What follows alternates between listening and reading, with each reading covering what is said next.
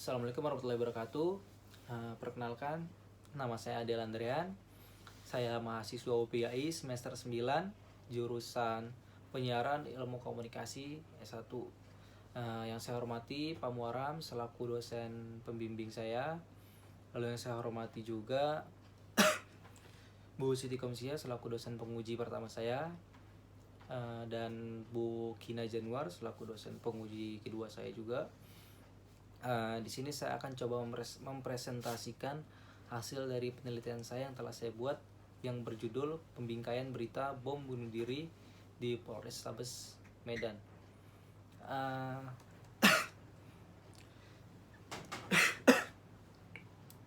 Di bab 1 ada 4 kata kunci yang saya buat dalam latar belakang ini. Yang pertama terorisme, media massa, media online, dan framing. Saya akan coba menguraikan tentang 4 kata kunci ini seperti yang sudah terjadi sebelumnya. Pada tanggal 13 November 2019 terjadi ledakan bom bunuh diri di Polrestabes Medan, yang mana pelakunya itu menggunakan jaket ojek online. Berita ini sangat viral di kalangan masyarakat maupun di berbagai media massa. Banyak media massa berperan aktif dalam menyampaikan berita ini. Salah satunya adalah media online, yaitu detik.com dan kompas.com. Saya mengambil Detik dan Kompas untuk mengetahui bagaimana kedua media ini dalam membingkai berita tersebut. Lalu untuk metode analisis yang saya gunakan di sini adalah metode analisis framing, yaitu framing adalah metode analisis untuk mengetahui bagaimana realitas peristiwa atau berita dibingkai oleh media. Lalu untuk konsep framing yang saya ambil di sini adalah konsep framing menurut Robert Enman, yaitu Robert Enman menjelaskan mengenai seleksi isu dan penyuluhan aspek dari isu tersebut, serta membaginya menjadi keempat elemen. Yang pertama ada define problem, pendefinisian masalah. Jadi elemen ini dipakai untuk mengetahui bagaimana sudut pandang wartawan dalam memahami suatu berita. Peristiwa yang sama bisa dipahami secara berbeda tergantung bagaimana wartawan dalam memahami berita tersebut. Nah, dari perbedaan itu akan membuat bingkai berita yang berbeda. Lalu elemen kedua ada diagnosa cause atau memperkirakan penyebab masalah. Elemen ini dipakai untuk menilai siapa yang dianggap sebagai dalang atau aktor dari peristiwa tersebut atau penyebab dari peristiwa tersebut. Penyebab di sini bisa termasuk apa dan siapa. Lalu elemen ketiga ada make moral judgment, membuat keputusan moral. Elemen ini dipakai untuk memberikan argumentasi kepada pendefinisian masalah yang sudah dibuat. Ketika pendefinisian masalah sudah dibuat, lalu butuh argumentasi yang kuat untuk mendukung definisi atau gagasan tersebut. Lalu yang keempat ada treatment recommendation, penyelesaian masalah. Elemen ini dipakai untuk menilai apa yang dikehendaki oleh wartawan, jalan apa yang dipilih untuk menyelesaikan masalah. Penyelesaian ini tentu saja sangat bergantung pada pendefinisian masalah dan siapa aktor yang dianggap sebagai penyebab masalah di sini. Lanjut ke bab 2, landasan teori dan tinjauan pustaka. Yang pertama adalah komunikasi. Komunikasi merupakan proses penyampaian informasi dari komunikator ke komunikan, yang mana pada umumnya komunikasi dilakukan secara lisan atau verbal. Tapi jika tidak bisa dilakukan secara lisan atau verbal, komunikasi juga bisa dilakukan secara non verbal seperti menggerakkan gestur tubuh. Unsur-unsur komunikasi ada 5, ada sumber, media, pesan, penerima, dan efek. Dalam kaitannya dengan judul saya, teori komunikasi adalah general, umum gitu. Jadi setiap orang pasti memerlukan komunikasi, seperti halnya wartawan menyampaikan berita ke tim redaktur untuk menyampaikan berita yang terjadi di lapangan kepada tim redaktur untuk keperluan produksi beritanya. Untuk kedua ada komunikasi massa. komunikasi massa ini hampir sama dengan komunikasi umum, bedanya mungkin melalui penyampaian komunikasinya. Nah, kalau komunikasi massa ini penyampaiannya melalui media massa. Jadi sekalipun pesan itu disampaikan kepada halayak umum, tapi tidak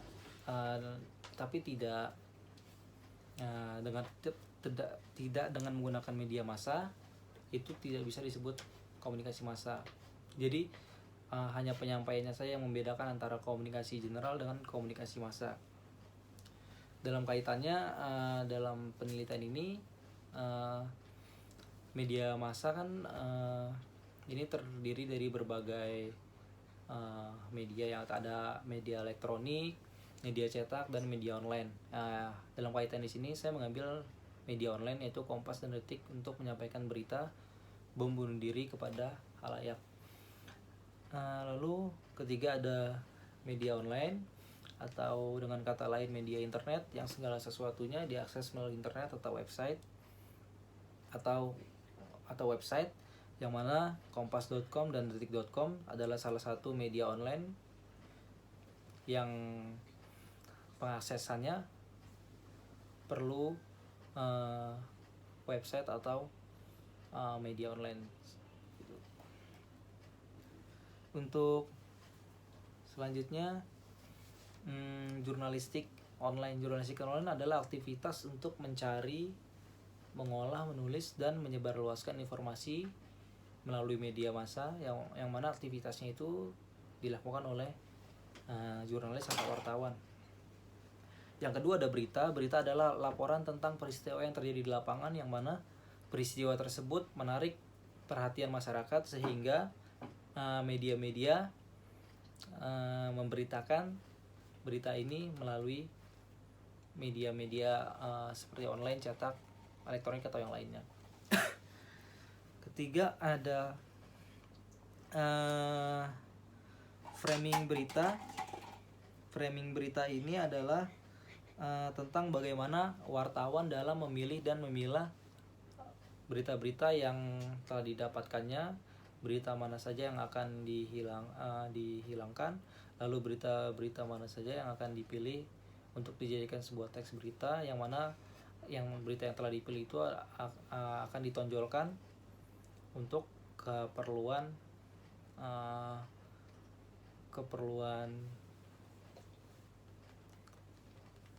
masyarakat atau keperluan tim redaktur gitu. Lalu ada kerangka pemikiran. Kerangka pemikiran adalah upaya untuk membantu dalam menggambarkan sebuah konsep penelitian yang dilakukan oleh peneliti pada sebuah media online. Di sini adalah kompas.com dan detik.com.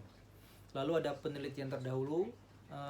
Penelitian terdahulu di sini adalah upaya untuk mencari perbandingan dengan mengetahui bangunan keilmuan yang telah diletakkan oleh peneliti lain, sehingga penelitian yang peneliti lakukan ini benar-benar baru dan tidak sama dengan penelitian sebelumnya. Lanjut ke bab 3, metodologi penelitian. Yang pertama adalah pendekatan penelitian. Di sini pendekatan penelitian yang peneliti ambil menggunakan pendekatan kualitatif, yaitu pendekatan tentang ilmu-ilmu sosial yang menulis dan menganalisis mengenai data-data berupa kata-kata, teks, maupun objek-objek tertentu.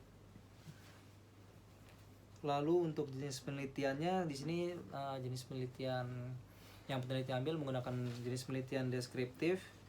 Jenis penelitian ini bertujuan untuk membuat deskripsi secara sistematis, faktual, akurat tentang fakta-fakta dari objek-objek tertentu.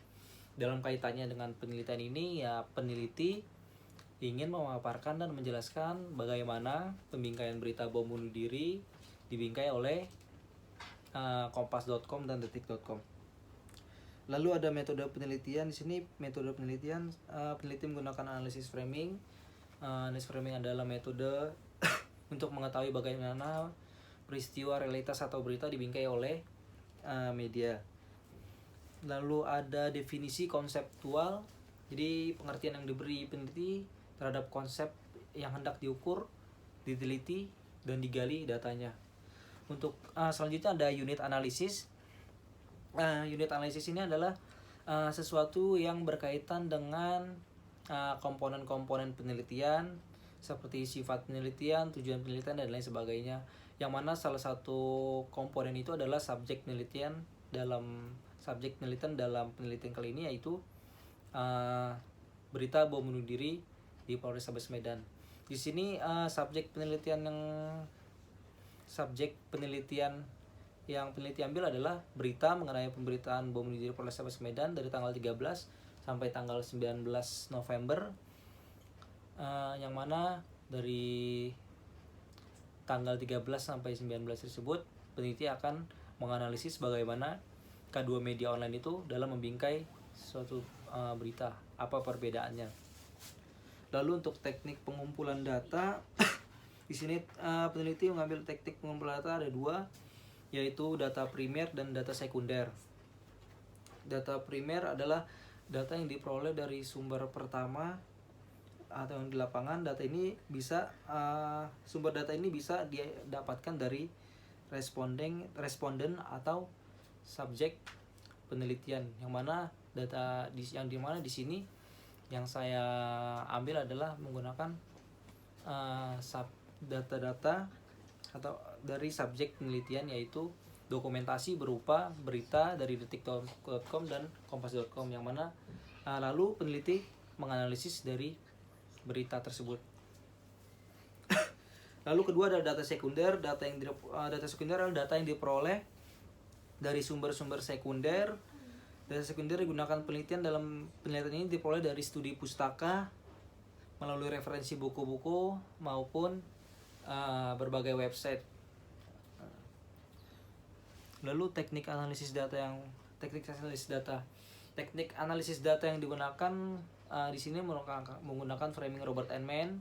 Framing Robert Enman menjelaskan mengenai seleksi isu dan penentuan aspek dari isu-isu tersebut, serta membaginya menjadi keempat elemen, dari define problem, diagnose cause, make moral judgment, hingga treatment recommendation, penyelesaian masalahnya. Lalu teknik keabsahan data. Teknik pengumpulan data ini, teknik keabsahan data yang saya maksud untuk menguji kebenaran dan kejujuran subjek dalam mengungkap realitas atau berita yang dialami dengan cara mengobservasi ke berita tersebut. Lalu masuk ke bab 4, analisis data dan pembahasan. Saya di sini memilih kompas.com dan detik.com karena kedua media online ini menurut saya sangat terkenal di kalangan masyarakat. Ini terbukti dari jumlah pengikut detik.com di media sosial Instagram ya, per hari ini tanggal 11 April 2020 yang telah mencapai 2,3 juta orang. Sedangkan kompas.com per tanggal 11 April ini telah mencapai 1,1 juta orang. Lalu 1,1 juta orang. Lalu menurut survei alexa.com sebagai situs penghitung peringkat website, detik.com per hari ini 11 April telah mencapai 96,5 ribu pengunjung, sedangkan kompas.com telah mencapai 94,5 ribu pengunjung per hari ini. Itulah mengapa saya menggunakan detik.com dan Kompas, karena dari indikator tersebut menunjukkan bahwa kedua media online ini sangat bisa dibilang adalah pioner dari media-media online lainnya.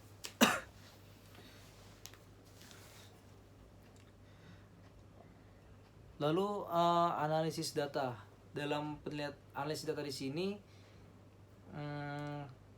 menggunakan analisis framing Robert Enman dengan melihat 4 elemen yang terdiri dari teks terhadap 6 hari atau 12 hari pemberitaan mengenai kasus bom bunuh diri Polrestabes Medan pada kompas.com dan detik.com. Jadi saya mengambil Total ada 12 pemberitaan dari 6 hari tersebut. Jadi masing-masing detik.com 6, kompas.com 6, total ada 12. Nah, dari sini saya akan menganalisis mengenai pemberitaan tersebut untuk mengetahui perbandingan, lalu untuk mengetahui perbandingan dan ke arah mana kedua media online ini dalam memberitakan berita tersebut.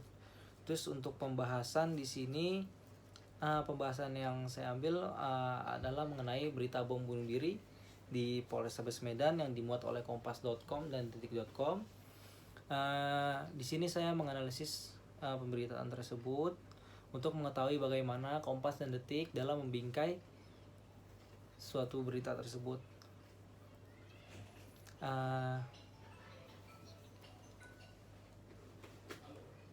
Lalu di bab terakhir, bab 5 penutup, pada kesimpulannya, yang pertama, peneliti menyimpulkan terjadi perbedaan dalam pembingkaian berita dari Kompas dan Detik dari berbagai aspek. Seperti contohnya, Kompas lebih menonjolkan tentang kronologis dari pemberitaan tersebut, sedangkan Detik lebih mengarah kepada identitas atau jumlah dari pelaku tersebut. Terus lalu yang kedua, kedua media online ini melihat penyebab masalah yang terjadi dalam kasus ini secara berbeda juga. Kalau Kompas ini mengenai faktor kekurangan dari pelaku atau individu masing-masing, sedangkan Detik melihat penyebab masalahnya di sini dengan adanya pemahaman kelompok yang radikal, yang keliru dan mengatasnamakan agama.